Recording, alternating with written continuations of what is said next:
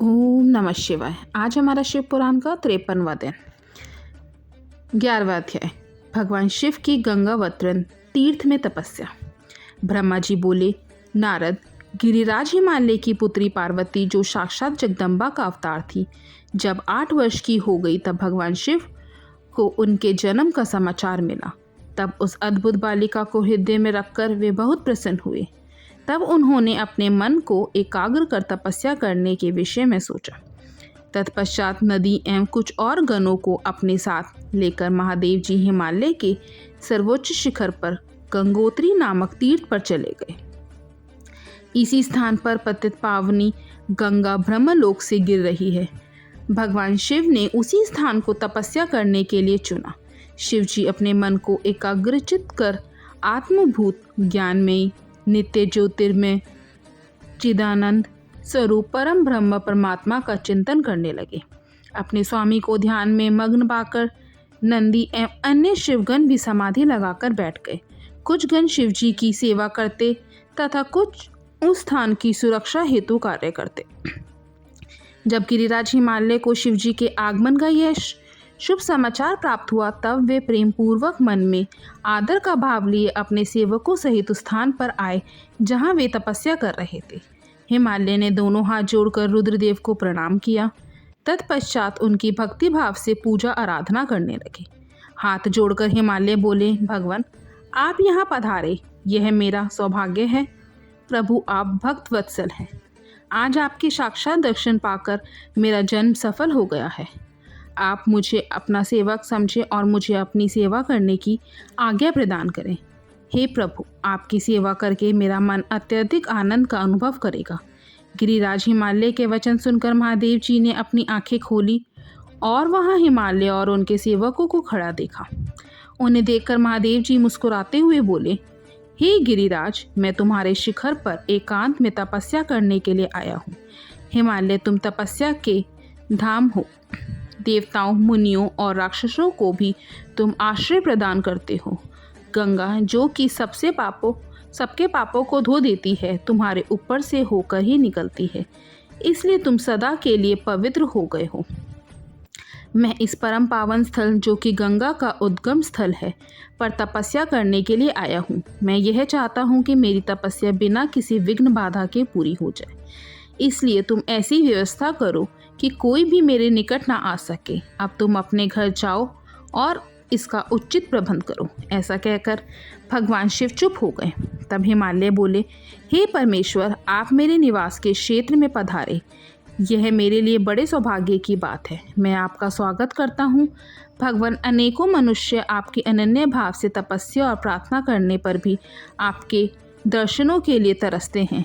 ऐसे महादेव ने मुझ दीन को अपने अमृत दर्शनों से कृतार्थ किया है। भगवान, आप यहाँ पर तपस्या के लिए पधारे हैं, इससे मैं बहुत प्रसन्न हूँ। आज मैं स्वयं को देवराज इंद्र से भी अधिक भाग्यशाली मानता हूँ। आप यहाँ बिना किसी विघ्न बाधा के एकाग्रचित हो तपस्या कर सकते हैं। यहाँ आपको किसी भी तरह की कोई परेशानी नहीं होगी, ऐसा मैं आपको विश्वास दिलाता हूँ। ऐसा कहकर गिरिराज हिमालय अपने घर लौट गए। घर पहुंचकर उन्होंने अपनी पत्नी मैना को शिवजी से हुई सारी बातों का वृत्तांत कह सुनाया। तब उन्होंने अपने सेवकों को बुलाया और समझाते हुए कहने लगे कि आज से कोई भी गंगावतरण अर्थात गंगोत्री नामक स्थान पर नहीं जाएगा। वहां जाने वाले को मैं दंड दूंगा। इस प्रकार हिमालय ने अपने गणों को शिवजी की तपस्या के स्थान पर न जाने का आदेश दे दिया। ओम नमः शिवाय। 12वां अध्याय। पार्वती को सेवा में रखने के लिए हिमालय का शिव को मनाना। ब्रह्मा जी बोले, हे मुनि नारद। तत्पश्चात हिमालय अपनी पुत्री पार्वती को साथ लेकर शिवजी के पास गए। वहां जाकर उन्होंने योग साधना में डूबे त्रिलोकीनाथ भगवान शिव को दोनों हाथ जोड़कर नमस्कार किया तथा इस प्रकार प्रार्थना करने लगे, भगवान, मेरी पुत्री पार्वती आपकी सेवा करने की बहुत उत्सुक है, इसलिए आपकी आराधना करने के लिए मैं इसे अपने साथ यहाँ लाया हूँ। हे प्रभु, यह अपनी 2 सखियों के साथ आपकी सेवा में रहेगी। आप मुझ पर कृपा करके इसे अपनी सेवा का अवसर प्रदान करिए। तब भगवान शिव ने उस परम सुंदरी हिमालय कन्या पार्वती को देखकर अपनी आंखें बंद कर ली और पुनः परम ब्रह्मा के स्वरूप का ध्यान करने में निमग्न हो गए। उस समय सर्वेश्वर एवं सर्वव्यापी शिवजी तपस्या करने लगे। यह देखकर हिमालय इस सोच में डूब गए कि भगवान शंकर उनकी तपस्या स्वीकार करेंगे या नहीं। तब एक बार पुनः हिमालय ने दोनों हाथ जोड़कर शिवजी के चरणों में प्रणाम किया और बोले, हे देवाधिदेव महादेव, हे भोलेनाथ, शिव शंकर, मैं दोनों हाथ जोड़े आपकी शरण में आया हूँ। कृपया आंखें खोलकर मेरी ओर देखिए। भगवान, आप सभी विपत्तियों को दूर करते हैं। हे भक्त वत्सल, मैं रोज अपनी पुत्री के साथ आपके दर्शनों के लिए यहाँ आऊँगा। कृपया मुझे आज्ञा प्रदान कीजिए। हिमालय के वचनों को सुनकर त्रिलोकीनाथ भगवान शिव ने अपने नेत्र खोल दिए और बोले, हे गिरिराज हिमालय, आप अपनी कन्या को घर पर ही छोड़कर मेरे दर्शनों को आ सकते हैं, नहीं तो आपको मेरा भी दर्शन नहीं होगा। महेश्वर की ऐसी बात सुनकर हिमालय ने अपना मस्तक झुका दिया और शिवजी से बोले, हे प्रभु, हे महादेव जी, कृपया यह बताइए कि मैं अपनी पुत्री के साथ आपके दर्शनों के लिए क्यों नहीं आ सकता? क्या मेरी पुत्री आपकी सेवा के योग्य नहीं है? फिर इसे ना लेकर आने का कारण मुझे समझ में नहीं आता। हिमालय की बात सुनकर शिवजी हंसने लगे और बोले, हे गिरिराज, आपकी पुत्री सुंदर, चंद्रमुखी और अनेक शुभ लक्षणों से संपन्न है, इसलिए आपको इसे मेरे पास नहीं लाना चाहिए, क्योंकि विद्वानों ने नारी को माया रूपिणी कहा है। युवतियां ही तपस्वियों की तपस्या में विघ्न डालती हैं।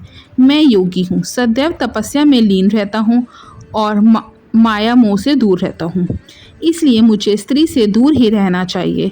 हे हिमालय, आप धर्म के ज्ञानी और वेदों की रीतियां जानते हैं। स्त्री की निकटता से मन में विषय वासना उत्पन्न हो जाती है और वैराग्य नष्ट हो जाता है, जिससे तपस्वी और योगी का ध्यान नष्ट हो जाता है। इसलिए तपस्वी को स्त्रियों का साथ नहीं करना चाहिए। इसलिए इस प्रकार यह कहकर भगवान शिव चुप हो गए।